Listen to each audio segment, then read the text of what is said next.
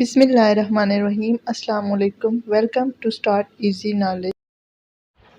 Essay The Eid. The Eid is a great Muslim festival.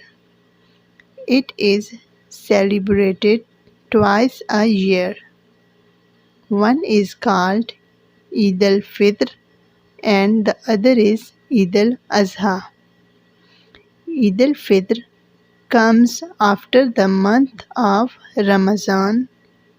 Eid al-Azha comes after the day of Hajj. Both the Eids are celebrated with great pomp and show. On the Eid day, people get up early in the morning, take a bath, and put on their new clothes. All the Muslims go to the Eidgah to offer their prayers. They embrace one another when the prayer is over. Later on, they visit their friends and relatives.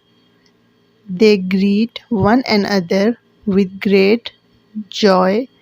Everyone is in high spirits.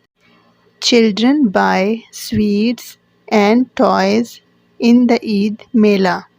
The children get money from their elders. On Eid al-Azha, sacrifice of animals is offered to God. Everyone likes this Eid festival.